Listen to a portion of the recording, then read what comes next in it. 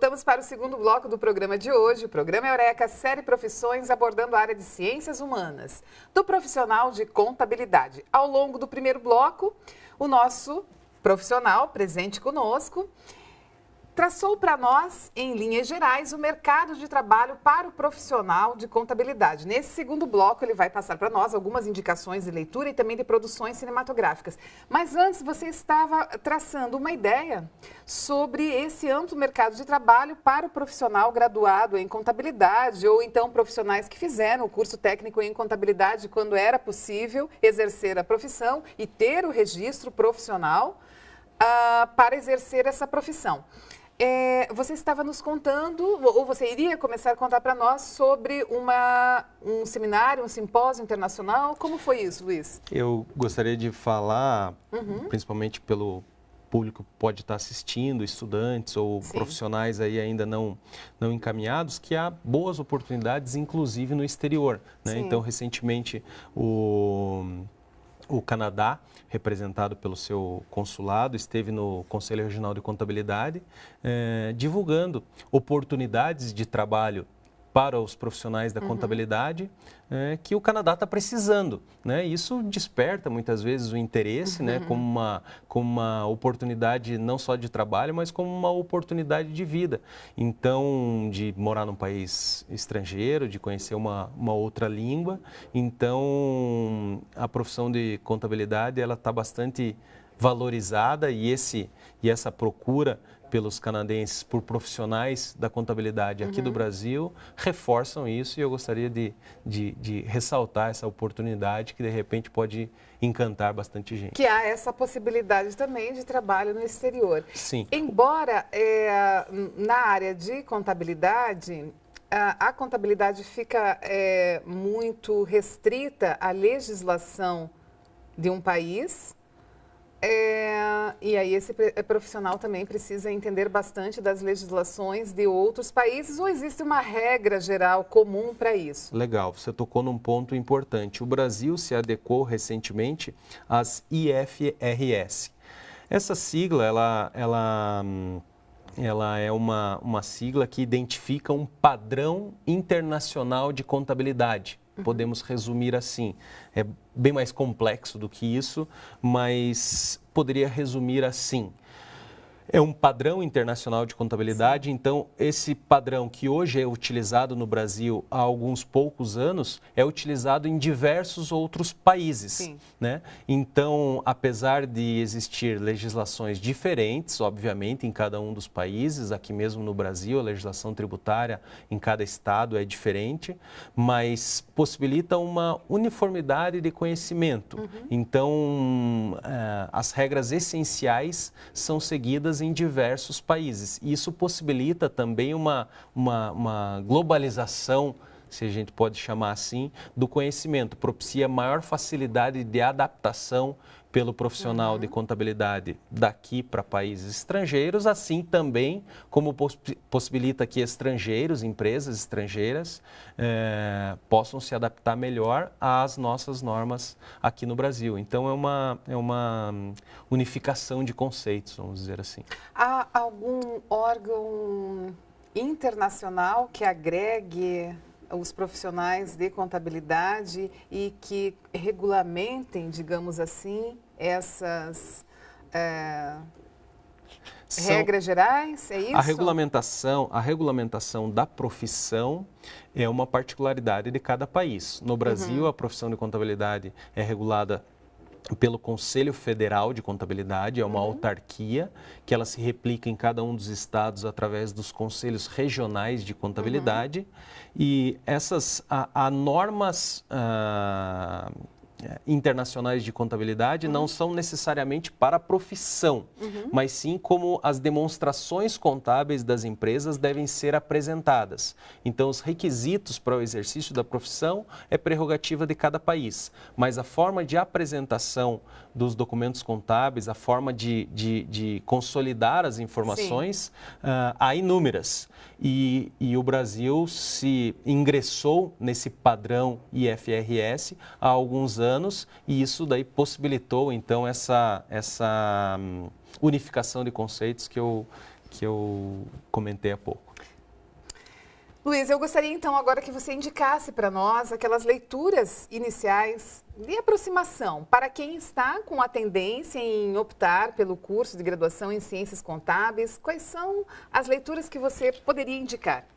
Antes disso, eu só queria convidar aos estudantes, aos profissionais de contabilidade que ainda não se aproximaram das entidades contábeis, que as conheçam, né? Então, boa parte da minha vida profissional, eu não estive envolvido com essas entidades. E aí eu estou falando de Sindicato de Contabilistas, da Federação dos Contabilistas, do Conselho Regional de Contabilidade, do SESCAP, que é o sindicato que representa as empresas de contabilidade. E por que eu faço esse convite? Porque para mim me serviu muito estar envolvido com essas entidades propicia você conhecer muitos outros profissionais que vivem um dia a dia parecido com o seu, que têm os mesmos dilemas, que apresentam soluções de problemas diferentes daquelas que você conhece e permite, então, um intercâmbio de conhecimento muito bom. Enriquecedor, na verdade. Enriquecedor, sem dúvida. Então, aqueles que até pouco tempo eram seus concorrentes, ele continua como sendo teu concorrente, mas você visualiza ele como um parceiro de negócio, um parceiro de conhecimento, muitas vezes compartilhando informações, compartilhando ideias, e aí propicia o desenvolvimento de ambos. Unificando também uma categoria. Claro, com certeza, deixa mais próximas as pessoas, elas se respeitam mais, é muito salutar. E um segundo motivo para que as pessoas conheçam as entidades é que elas oferecem muitos serviços. Cursos, treinamentos, informações, muitos dessas informações, muitos desses cursos são gratuitos, são disponibilizados online, treinamentos online, cursos que ficam disponíveis pela internet. Muito bom. Então, isso é bastante interessante, então eu convido aí os telespectadores do programa para que conheçam, se aprofundem, procurem a entidade, procurem estar próximo, porque só vai agregar, né? Isso é muito bacana. Agora, uma indicação de leitura e uma produção cinematográfica. Legal. Eu vou te presentear aqui com não sei para onde eu mostro, aqui. Isso mesmo. Com um livro que já tem 2 anos. Isso. Tá, mas ele é um livro que retrata aí a história do Sindicato de Contabilistas de Curitiba. Vamos deixar só mais um pouquinho aqui para o nosso público. Isso. Que completou 90 anos em 2013, então teve essa edição comemorativa, então é uma história da entidade, mas obviamente é um retrato da profissão contábil no nosso estado, que ficou aí registrado nesse livro aí bastante interessante. Para o público é possível... Precisa procurar daí o Sindicato dos Contabilistas. Esse foi uma edição de Curitiba. Esse foi uma edição comemorativa, então não é um livro que está disponível em livrarias, mas aquele que tiver interesse vai ter o acesso. Muito bacana, bastante porque interessante. Resgata também a história da profissão, pelo que eu estou vendo. Sem com dúvida. Fotos aqui. Vamos ver se o Luiz consegue captar essa imagem aqui do... Isso mesmo, Luiz, obrigada. Do contabilista antigamente, trabalhando ali numa máquina da datilografia, é isso? Existem máquinas ainda anteriores às máquinas de datilografia, mais rudimentares, né? E aí mostram o esforço que tinham no passado aí para fazer os registros, né? Muito bem. Uma indicação de produção cinematográfica. De produção cinematográfica. Em que pelo menos ele esteja representado.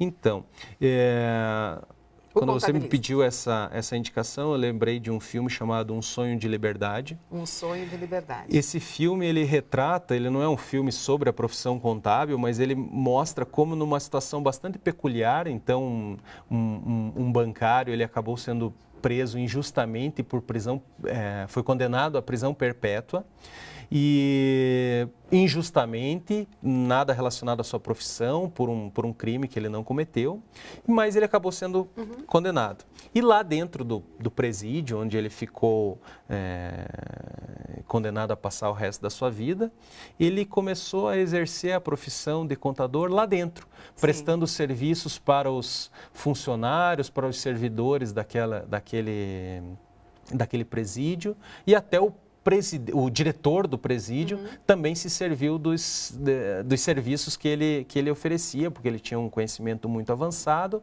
o que serviu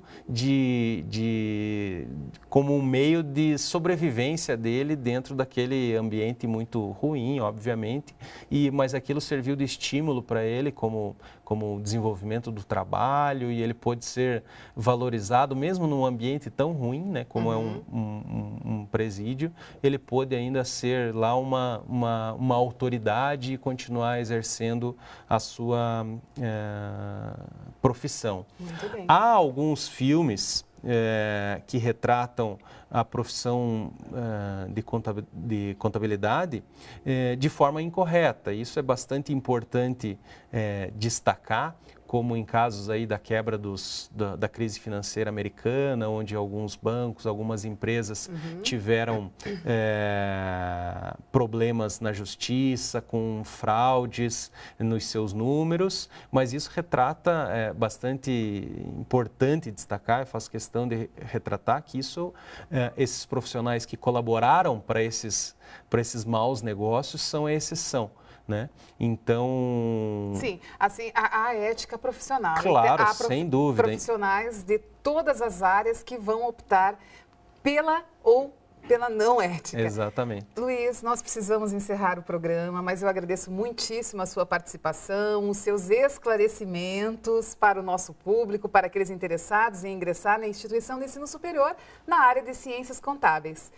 Agradeço também muito a participação, a audiência do nosso público. E se você não conseguiu assistir a esse programa ou ao programa anterior, em que o Luiz Fernando estava participando como profissional da contabilidade, acesse o site da E-Paraná, busque Eureka, série Profissões, e lá você terá então a exposição do Luiz Fernando em 2 programas, analisando e colocando para nós todas as atividades do profissional de ciências contábeis. Mais uma vez, obrigada, Luiz Fernando. Eu que agradeço, fico à disposição. Vou deixar só que aquele que tiver interesse em buscar mais informações sobre a atividade contábil, procure a Martins Alves, a página da nossa empresa no Facebook.